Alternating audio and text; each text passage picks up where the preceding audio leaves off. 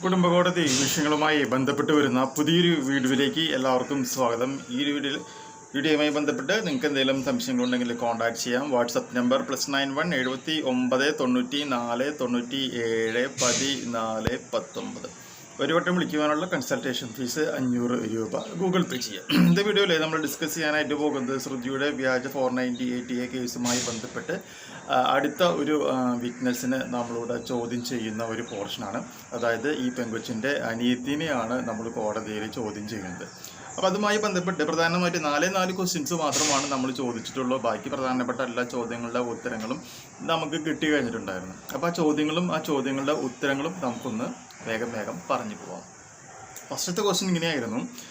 ചോദ്യം ഇങ്ങനെയാണ്: ശ്രുതിയുടെ ഹസ്ബൻഡ് അല്ലെങ്കിൽ മറ്റു ബന്ധുക്കൾ ശ്രുതിയുടെ വീട്ടിലേക്ക് ഫോൺ വിളിച്ചോ അല്ലെങ്കിൽ മറ്റെന്തെങ്കിലും മാർഗം ഉപയോഗിച്ചോ പണം, സ്വർണം എന്നിവ ആവശ്യപ്പെട്ടതായി അറിയുമോ എന്നുള്ളതാണ് നമ്മൾ ഈ കുട്ടിയോട് ചോദിച്ച ചോദ്യം എന്ന് പറയുന്നത്. അപ്പം അതിൻ്റെ ഉത്തരമായിട്ട് അവർ പറഞ്ഞത് ഇല്ല എന്നുള്ള ഒരു മറുപടിയാണ്. സെക്കൻഡ് ക്വസ്റ്റ്യൻ: കൂടുതൽ സ്വർണം ആവശ്യപ്പെട്ടു ചേച്ചിയെ ബുദ്ധിമുട്ടിക്കുന്നതായി അറിയാമോ എന്നുള്ളതായിരുന്നു ചോദ്യം. അപ്പോൾ ആ ചോദ്യത്തിൻ്റെ ഉത്തരവുമായിട്ടും കുട്ടി പറഞ്ഞത് എന്ത് തന്നെയാണ്? ഇല്ല എന്നുള്ള മറുപടിയാണ്. മൂന്നാമതായി ചോദിച്ച ചോദ്യം ഇതായിരുന്നു: ഇതുമായി ബന്ധപ്പെട്ട് ശ്രുതിയുടെ ഏതെങ്കിലും ഫോൺ കോളുകൾ വന്നിരുന്നോ അല്ലെങ്കിൽ നേരിട്ട് ഏതെങ്കിലും രീതിയിലുള്ള ഒരു സംഭാഷണം വന്നിരുന്നോ എന്നുള്ളതാണ് ചോദിച്ചിരുന്നത്. ആ ചോദ്യത്തിൻ്റെ ഉത്തരവും ഇല്ല എന്ന് തന്നെയാണ് പറഞ്ഞിട്ടുള്ളത്. അപ്പോൾ നമ്മൾ ചോദിച്ച ചോദ്യം ഇതാണ്: ഈ പ്രധാനപ്പെട്ട കാര്യങ്ങളൊന്നും തന്നെ ഇല്ല എന്ന് പറഞ്ഞു. പക്ഷേ നിങ്ങൾ FISൽ വിറ്റ്നസ്സായിട്ട് പറഞ്ഞ മൊഴി എന്തായിരുന്നു? ശ്രുതിയെ, അതായത് സ്വന്തം ചേച്ചിയെ കൂടുതൽ സ്വർണവും പണവും ചോദിച്ചുകൊണ്ട് ആളുടെ ഭർത്താവ് ശാരീരികമായും മാനസികമായും പീഡിപ്പിക്കുന്നു എന്ന് പറഞ്ഞുകൊണ്ടാണ് നിങ്ങളതിൽ സാക്ഷിമൊഴി കൊടുത്തിട്ടുള്ളത്. നിങ്ങളുടെ സാക്ഷിമൊഴികളുടെ അടിസ്ഥാനത്തിലാണ് ഈ പറയുന്ന വ്യക്തികൾക്കെതിരെ 498A 406 34 വകുപ്പുകൾ പ്രകാരം ഉള്ള ചാർജ് ഷീറ്റും കേസും വരുവാനായിട്ടുള്ള കാരണം. അപ്പോൾ നിങ്ങൾ കോടതിയെ തെറ്റിദ്ധരിപ്പിക്കുന്ന രീതിയിലുള്ള അല്ലെങ്കിൽ ഒരു കുടുംബത്തെ നശിപ്പിക്കുന്ന രീതിയിലുള്ള വ്യാജമായ മൊഴിയല്ലേ നൽകിയത്? എന്തായിരുന്നു അതിൻ്റെ യഥാർത്ഥ കാരണം എന്ന് ഈ കുട്ടിയോട് വക്കീൽ ചോദിക്കുകയാണ് ഉണ്ടായിട്ടുള്ളത്. അപ്പോൾ അതിൻ്റെ മറുപടി ഭയങ്കര ഇൻട്രസ്റ്റിംഗ് ആണ്.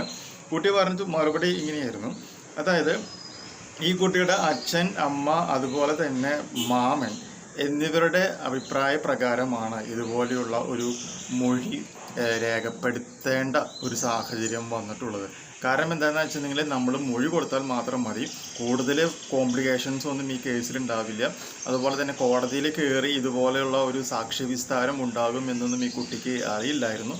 കേസിന് ബലം കിട്ടാൻ വേണ്ടിയിട്ടും ചേച്ചിയോടുള്ള സ്നേഹം കൊണ്ടോ അല്ലെങ്കിൽ അച്ഛനും അമ്മയും മാമനും നിർബന്ധിച്ചതുകൊണ്ടും മാത്രമാണ് ഇതുപോലെയുള്ള ഒരു വ്യാജമായ മൊഴി നൽകുവാനായിട്ട് കാരണമായത് എന്ന് ഈ പെൺകുട്ടി കോടതിയുടെ മുമ്പിൽ മൊഴി നൽകുകയാണ് ഉണ്ടായിട്ടുള്ളത്. മനസ്സിലായില്ലേ? അപ്പോൾ ഒരു 18 വയസ്സ് കഴിഞ്ഞിട്ടുള്ള ഒരു പെൺകുട്ടി, ഒരു PGക്ക് പഠിക്കുന്ന ഒരു അനിയത്തി പറയുന്ന മൊഴിക്ക് അവരുടെ വീട്ടുകാർ പറയുന്ന മൊഴിയുടെ വിശ്വസനീയത എത്രത്തോളം ഉണ്ട് എന്നുള്ളത് നോക്കൂ. ഈ പറയുന്ന ഇതുപോലെയുള്ള എത്രമാത്രം തരത്തിലുള്ള മൊഴികൾ, കോടതിയെ തെറ്റിദ്ധരിപ്പിക്കുന്ന എത്രമാത്രം മൊഴികളും ഇതുപോലെയുള്ള കേസുകളും നമ്മുടെ നാട്ടിൽ ജനറേറ്റ് ചെയ്തിട്ടുണ്ട് എന്നുള്ളത് നോക്കുക. ഇതുപോലെയുള്ള കള്ളമൊഴികൾക്കെതിരെ പ്രതികരിക്കുവാനോ അല്ലെങ്കിൽ അതിനെ എങ്ങനെ കൈകാര്യം ചെയ്യണമെന്നോ അറിയാതെ സ്വന്തം ജീവിതത്തിൽ നിന്നും ഒളിച്ചോടി ആത്മഹത്യ ചെയ്യുന്ന എത്രമാത്രം ആൾക്കാരുണ്ട് എന്നുള്ളത് നോക്കുക. അതുപോലെ തന്നെ വീടും നാടും എല്ലാം വിറ്റ് കള്ളക്കേസാണെങ്കിൽ പോലും പേടിച്ച് അത്രയും വലിയ തുക കോമ്പൻസേഷൻ കൊടുത്ത് കേസ് സെറ്റിൽ ചെയ്യുന്ന എത്ര ആൾക്കാരുണ്ട് എന്നുള്ളത് നോക്കുക. അപ്പോൾ സ്ത്രീകളുടെ ഉന്നമനത്തിന് വേണ്ടി ഉണ്ടാക്കിയിട്ടുള്ള ഈ നിയമങ്ങളെ ഇതുപോലെ മിസ്യൂസ് ചെയ്യുന്ന കുറേ ആൾക്കാർ ഉണ്ട് എന്നുള്ള ഒരു സത്യം കൂടി നിങ്ങളെ എല്ലാവരും ബോധിപ്പിക്കാൻ വേണ്ടിയിട്ടാണ് ഈ ഒരു കേസിൻ്റെ ഡീറ്റെയിൽഡ് ആയിട്ടുള്ള ഒരു എക്സ്പ്രഷൻ അല്ലെങ്കിൽ എക്സ്പ്ലനേഷൻ നമ്മൾ ഇവിടെ നൽകുന്നത്. ക്ലിയർ ആയില്ലേ? ഇത് അനിയത്തിയുടെ വിചാരണയാണ്. ഇനി നമുക്ക് 2-3 ആളും കൂടി വിചാരണ ചെയ്യാണ്ട് ഇവളുടെ മാമൻ, അതുപോലെ തന്നെ ഇവളുടെ ക്ലോസ് ഫ്രണ്ടായിട്ടുള്ള ഒരു പെൺകുട്ടി, അതുപോലെ തന്നെ കേസ് അന്വേഷിച്ചിട്ടുള്ള വ്യാജമായിട്ടുള്ള ചാർജ് ഷീറ്റ് സമർപ്പിച്ച ഇവരുടെ ഒരു ഇൻവെസ്റ്റിഗേഷൻ ഓഫീസർ. അതെന്താണെന്നുള്ളത് നമുക്ക് നെക്സ്റ്റ് വീഡിയോയിൽ ഡിസ്കസ് ചെയ്യാം. ഈ ഒരു ഇൻഫോർമേഷൻ നിങ്ങൾക്ക് യൂസ്ഫുൾ ആയിട്ടുണ്ടെങ്കിൽ തീർച്ചയായും നമ്മുടെ ചാനലൊക്കെ ഒന്ന് സബ്സ്ക്രൈബ് ചെയ്യാം. തൊട്ടടുത്ത് കാണുന്ന ആ ബെൽ ബട്ടണും എനേബിൾ ചെയ്യുക. പുതിയ വീഡിയോയുമായിട്ട് വീണ്ടും കാണാം. ബൈ.